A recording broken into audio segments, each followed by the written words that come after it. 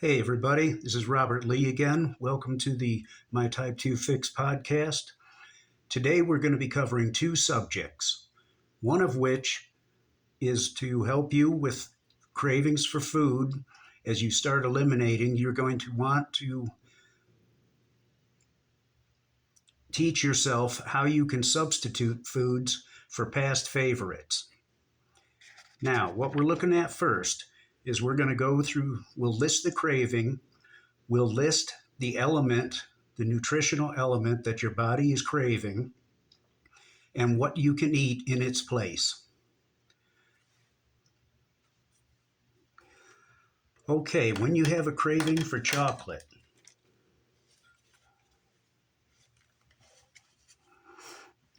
what your body is actually seeking is magnesium.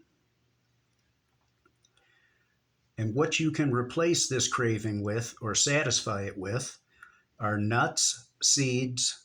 Now, our nuts and seeds are, of course, raw and unsalted, veggies and fruits, or dark chocolate, 70% cocoa or better.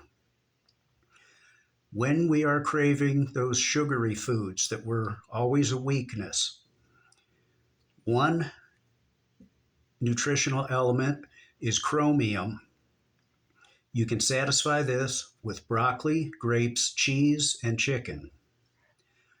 Another of these elements, nutritional elements that we want or crave, is carbon. We can get these from fresh fruits. Phosphorus is another of these elements. Chicken, beef, fatty fish, eggs, dairy, nuts, veggies, and grains will supply this. Sulfur is another one of these that our body is actually craving, and we usually give it the wrong food to satisfy the craving. We can get these from cranberries, cabbage, horseradish, and cauliflower. And you've heard of this one before, of course, tryptophan or tryptophan. I've heard it used both ways. You can get this from cheese, raisins, sweet potatoes, spinach, and turkey. When you are craving breads, pasta, and other carbs, your body is in need of nitrogen. High protein foods such as meat, fatty fish, which is salmon, mackerel, tuna, nuts, beans, and chia seeds. When we're wanting those oily foods, your body needs calcium. Organic milk, cheese, and green leafy vegetables are all good sources for this. The dreaded salty food crave. This is when the body wants chloride, which you get from the fatty fish or goat milk, and silicon. You can get from cashews, nuts, and seeds. That is the extent of our food cravings cast, except for the fact that as you eliminate these toxic foods and replace them with super high nutritious foods, you need a battle plan to go to. So not only being prepared with some of these foods at hand and easily accessible, once you get those cravings, you'll have a solution to them. So that is it for food cravings and how to deal with them. They will be occurring as you will be eliminating some of the toxic stuff. Now we're going to talk about what's known as the Clean 15 and the Dirty Dozen, which I have changed to the Nasty 13. I think they left a really important one out. The Clean 15, these are foods that you can primarily buy just standard produce. That would be avocados, pineapples, onions, frozen sweet peas, asparagus, honeydew melon, kiwis, cabbage, mushrooms, cantaloupes, mango, watermelon, sweet potatoes. There's also sweet corn and papayas, but many of them have a tendency to be genetically modified organisms. That's GMO. Sounds more like some kind of horror movie to me. The GMO that came from space. So it's best to buy those organic. Now, the following list. These are ones you definitely want to go organic with. Strawberries and spinach have a tendency to use the most pesticides, and as a result, the most residual pesticides that maintain on the fruit and the leaf. Also, kale, collard, mustard greens. All these leafy things use a lot of pesticides to keep beetles from eating them. Nectarines are also on this list. Apples. Apples can be so pesticide laden. Dr. Joel Furman recommends that you peel them if they're not organic, as the skin of the apple can absorb the pesticides. So try to find some organic apples and go with those. Grapes are absolutely buried in pesticides. So if you're eating grapes and it's not a problem for you blood sugar wise, once again, we got to go organic. I found this one rather surprising. Both bell and hot peppers are highly pesticide covered. I thought those foods would repel insects, but apparently they do not. This one is obvious. Cherries. Cherries are sweet and tasty, and just about everything on the planet loves them. So, once again, go organic. The same goes for peaches and pears. I found this one somewhat surprising also, that celery is extremely pesticide laden.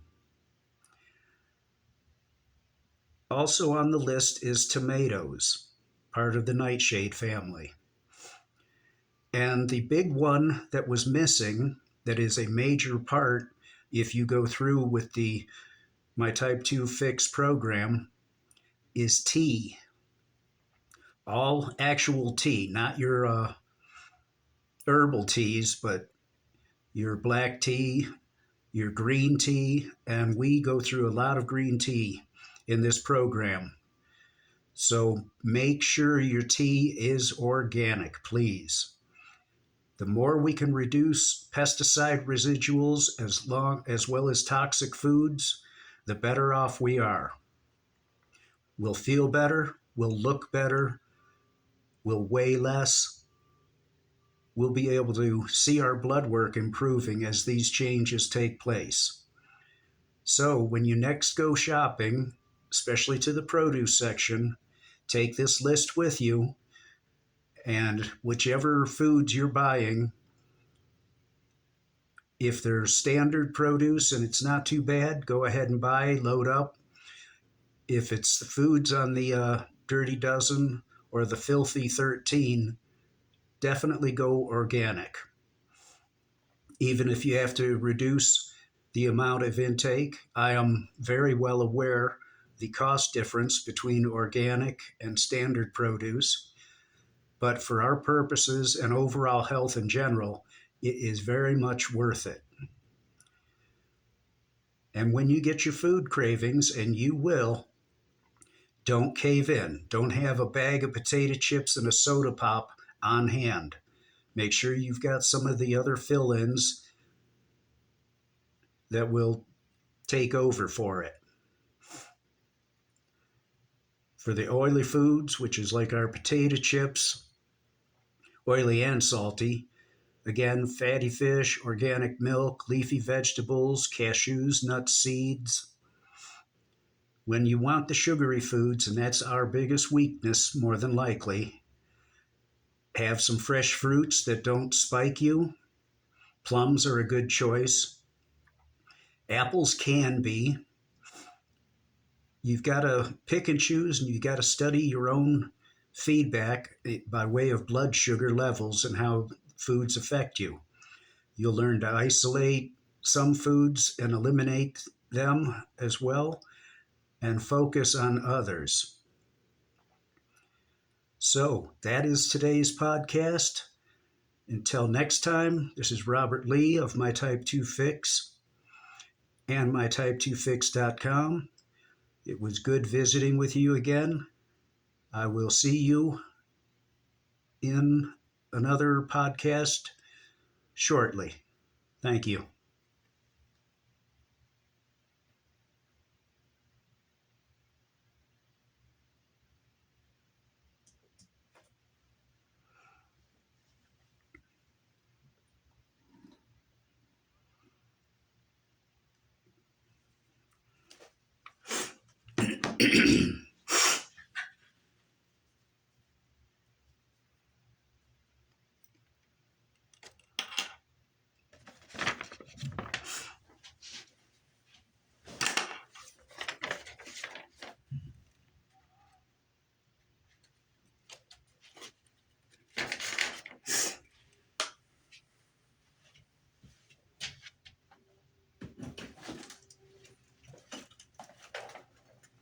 It just keeps getting better. I believe only one noticeable throat clear. Perfect.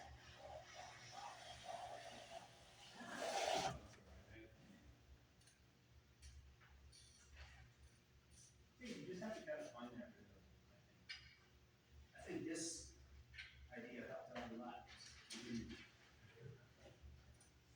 That was a short one. Hope the other person comes early. Yeah, but I basically recorded what I had in mind. Not sure how long it was. Take a peek.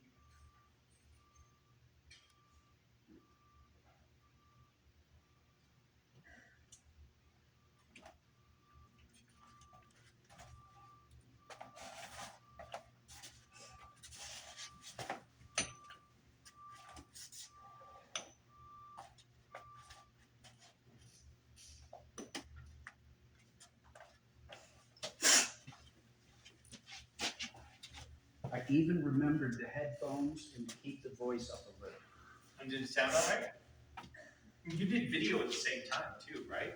Yeah, with a different microphone. Awesome. Did you do like a? How do you like sync it?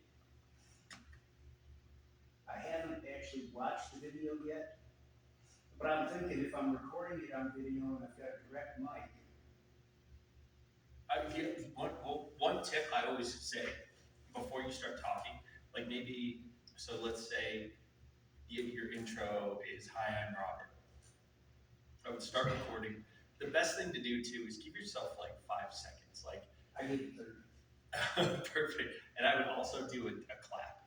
Like maybe not a hard clap into the camera or into the microphone, but like what that does is when your hand touches, you see that audio spike in the waveform there and on your video, and then you can just match it up like that. And it's so easy. You don't even have to think about it because it's just that quick, sharp. Same way we can see a throat clear, that clap is going to be even more of a distinct spike. That's the easiest. That's where they use like a slate. The clapperboard. Okay.